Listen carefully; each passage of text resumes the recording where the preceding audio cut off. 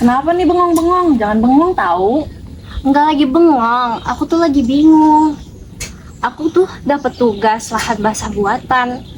Emang lahan basah buatan itu apa sih? Kamu tahu nggak? Kamu mau tahu lahan basah buatan itu apa? Mau? Yuk ikut aku. Kamu kenal sama Emil nggak?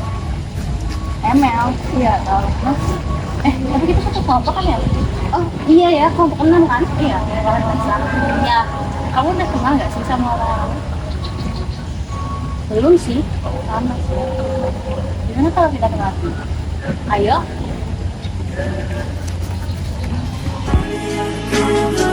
Anything to travel inside your mind. Maybe I'll fall in love again come every summertime. But Daddy taught me to choose it wisely, but you don't have to try. 'Cause maybe I'll fall in love every summertime.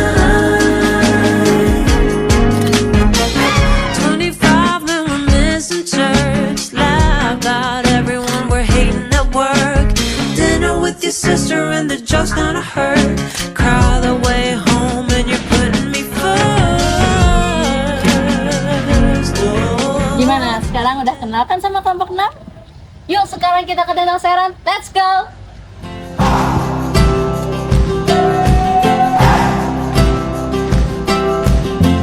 I don't think you're right for him. Think of what it might have been if you took a bus to Chinatown.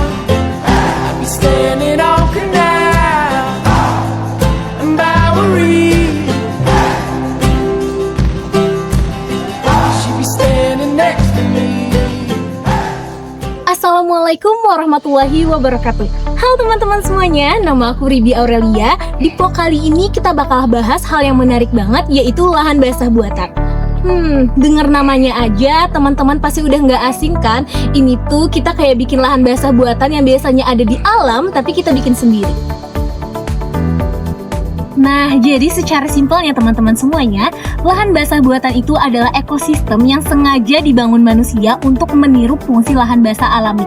Fungsinya banyak banget loh, salah satunya yang paling utama untuk menjadi pengolah air alami. Nah, lahan basah buatan itu biasanya macam-macam bentuknya. Ada waduk, ada parit-parit panjang. Nah, tapi sekarang kita akan membahas dan menjelaskan lebih dalam lagi tentang Danau Seran Banjarbaru. Let's go! Danau berfungsi sebagai sumber air bersih untuk kebutuhan sehari-hari, untuk irigasi pertanian, serta air baku bagi berbagai sumber industri. Danau dibedakan menjadi beberapa jenis. Yang membedakan beberapa jenis ini dikarenakan proses pembentukannya. Nah, salah satu jenis danau yang sedang kami amati ini adalah danau tektonik. Danau tektonik yaitu danau yang terbentuk karena adanya proses tektonik yang menyebabkan dislokasi lapisan batuan, misalnya lipatan dan pahatan. Ketika bagian muka bumi mengalami kemerosotan, bagian tersebut akan terisi oleh air. Danau Seran adalah dulunya bekas galian tambang intan PT Galuh Cempaka yang kemudian terisi air hujan hingga membentuk danau seperti sekarang. Danau Seran dibuat dengan tujuan untuk mengolah, mendesain, dan mengkonservasi suatu kawasan bekas pertambangan intan dalam sebuah ruang lingkup kawasan wisata yang menarik dan mempunyai nilai ekonomis pada aktivitas rekreasi dan edukasi. Danau Seran memiliki air berwarna hijauan dengan luas sekitar 17 hektar yang sering digunakan sebagai tempat studi dan rekreasi yang mengusung konsep ekologi. Fungsi ekologis Danau Seran adalah sebagai laboratorium alam untuk studi kasus pemulihan ekosistem lahan bekas tambang yang mengedepankan konservasi dan edukasi lingkungan melalui pendekatan ekologis dalam pengembangan wisata buatan. Detail fungsi ekologis Danau Seran yakni pemulihan ekosistem, edukasi lingkungan, inovasi ekowisata, ruang terbuka hijau, serta model pengelolaan lahan. Dari pembahasan tadi, kita tahu bahwa Danau Seran dulunya bekas tambang intan yang kini berubah menjadi destinasi wisata. Dengan tiket yang murah, pengunjung bisa naik kanol, bermain bebek air, hingga glamping di atas danau. Perubahan ini membuka peluang usaha bagi warga seperti warung makan, sewa perahu, hingga jasa wisata. Meski ada aktivitas memancing, Peran nelayan di danau ini tidak sebesar sektor rekreasi. Danau Seran menjadi bukti bahwa lahan bekas tambang bisa menjadi manfaat sosial dan ekonomi baru, asalkan dikelola dengan baik. Bayangin, di tempat yang seindah ini, masih ada saja yang buang sampah sembarangan. Lahan basah itu tugasnya menyaring polutan, tapi kalau sampah yang dibuang kebanyakan, ya dia nggak kuat juga. Nah, di sekitaran danau juga tidak terlihat adanya rambu-rambu peringatan untuk mengantisipasi pembuangan sampah. Selain itu, rambu-rambu peringatan seperti kedalaman danau dan peringatan dilarang berenang pun tidak terlihat di sekitaran danau ini. Dan salah satu fasilitas untuk wisatawan terlihat kurang terawat, bahkan berisiko membahayakan wisatawan yang berkunjung. Jadi, hari ini aku akan membahas bagaimana sih regulasi lingkungan Indonesia memperlakukan lahan basah seperti Danau Seran yang ada di belakang aku ini. Nah, jadi perlu kalian ketahui, Danau Seran merupakan salah satu kawasan penting secara ekosistem. Nah, jadi di sini aku akan membahas bagaimana sih kewajiban hukum perusahaan, peran pemerintah daerah, dan hak masyarakat yang harus dijalankan agar lahan basah ini agar tetap lestari dan aman. Jadi kita di sini akan membahas undang-undang apa sih yang digunakan mengenai lahan basah dan aplikasi nyata regulasi itu di Danau Seran. Nah, teman-teman, jadi undang-undang yang digunakan adalah Undang-Undang Nomor 32 Tahun 2009 tentang Perlindungan dan Pengelolaan Lingkungan Hidup.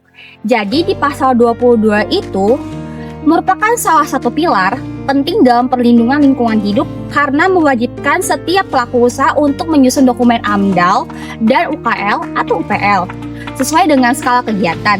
Jadi AMDAL ini digunakan untuk menilai nih bagaimana dampak besar dan penting. Sementara UKL UPL ini dipakai untuk kegiatan yang berdampak lebih kecil namun tetap membutuhkan pengelolaan.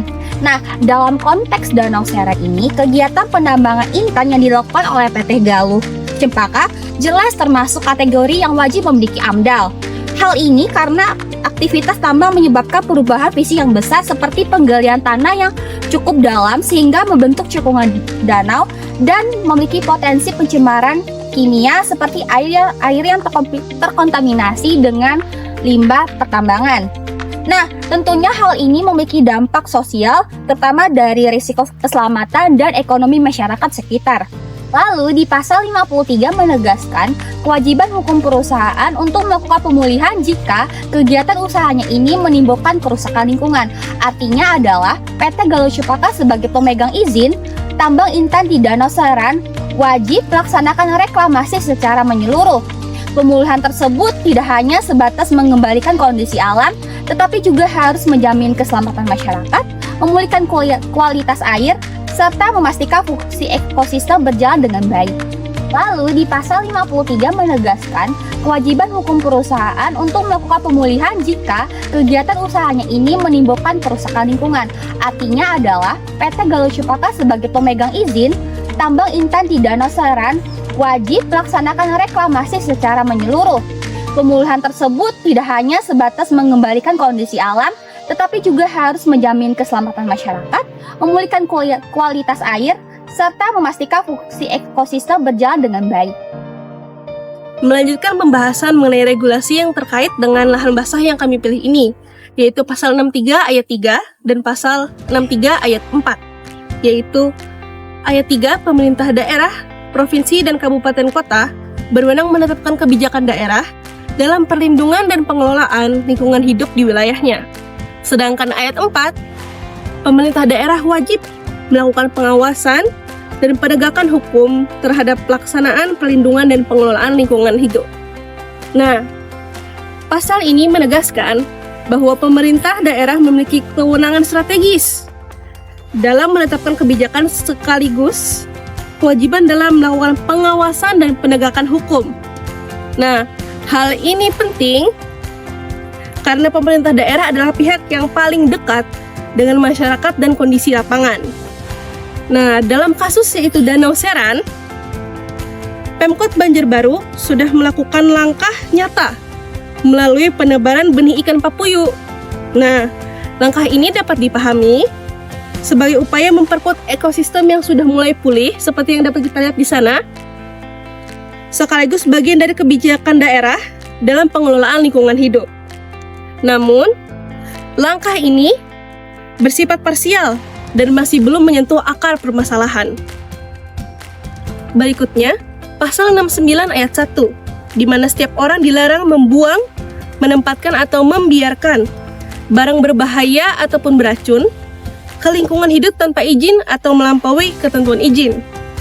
Berikutnya, pasal 5 ayat 5, di mana setiap orang berhak untuk melaporkan dugaan pelanggaran terhadap ketentuan perlindungan dan pengelolaan lingkungan hidup.